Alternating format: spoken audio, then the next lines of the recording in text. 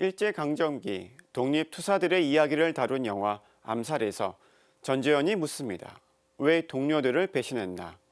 이에 이정재가 한 대답은 해방될 줄 몰랐으니까 였습니다. 2021년 올해는 신축년으로 하얀 소의 해라고 합니다. 그런데 예년에 비해 아쉬운 것은 공휴일이 64일로 10년 만에 가장 적다고 합니다. 새해가 되면 서로 덕담과 새해 계획 등을 묻던 훈훈한 모습들이 올해는 코로나19의 영향으로 온라인상에서 이뤄지고 있습니다. 아울러 사회적, 경제적 어려움과 고통 속에서 한 해를 시작했습니다. 새해가 되면 꼭 하는 것 중에 하나로 신년 운세나 토정 비결 등을 보기 위해 철학관을 찾는 분들이 많습니다.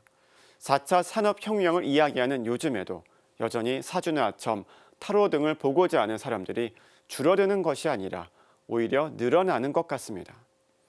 게다가 스마트폰 등을 통해 운세를 점치는 다양한 앱들이 나오고 있습니다.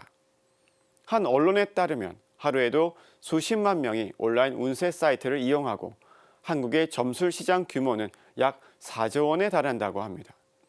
이에 따라 무속인과 역술인들은 계속 늘고 있습니다. 무속인들 단체인 대한경신연합회와 역술인 단체인 한국역술인연합회에 따르면 2018년 기준으로 두 단체 등록 회원은 각각 약 30만 명이고 비회원까지 포함하면 각각 50만 명에 이른다고 합니다. 이들은 방송에도 자주 나오면서 최근엔 연예인 부부가 찾은 한 철학관이 화제가 되기도 했습니다. 요즘 우리 시대를 불확실성의 시대라고 합니다. 사람들은 미래의 불확실성이 커지면 커질수록 더 확실한 것을 잡고 붙잡고자 합니다.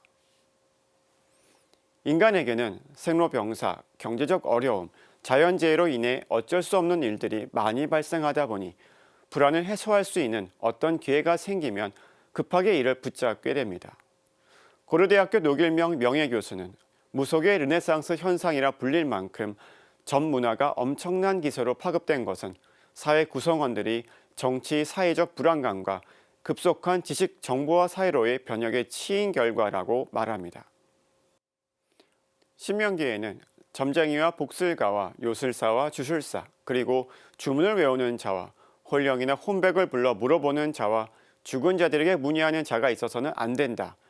그런 짓을 하는 자는 누구나 주님께서 역겨워하신다라고 했습니다. 십계명과 교리서에도 사주와 점 등에 관심 두는 것을 금지하고 있습니다.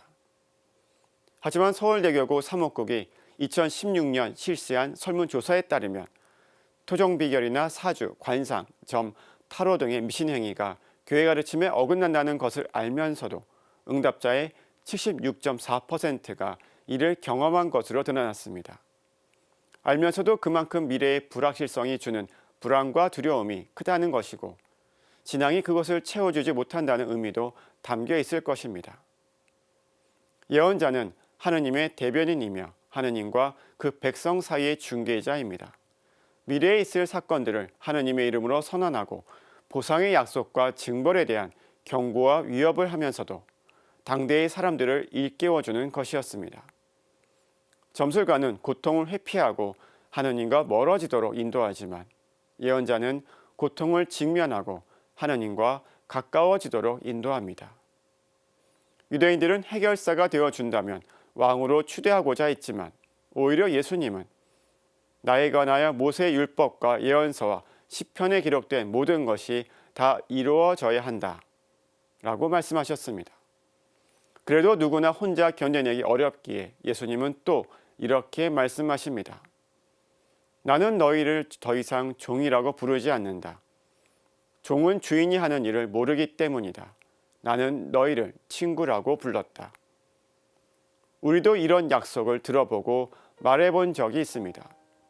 혼인 서약에서 기쁠 때나 슬플 때나 아플 때나 건강할 때나 항상 서로 아껴주고 존중하며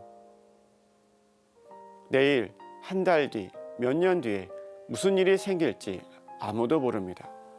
하지만 그 인생길은 점술가가 아니라 주님과 함께 가야 하는 길입니다. 그 길만이 우리를 목적지에 데려다 줄 것입니다.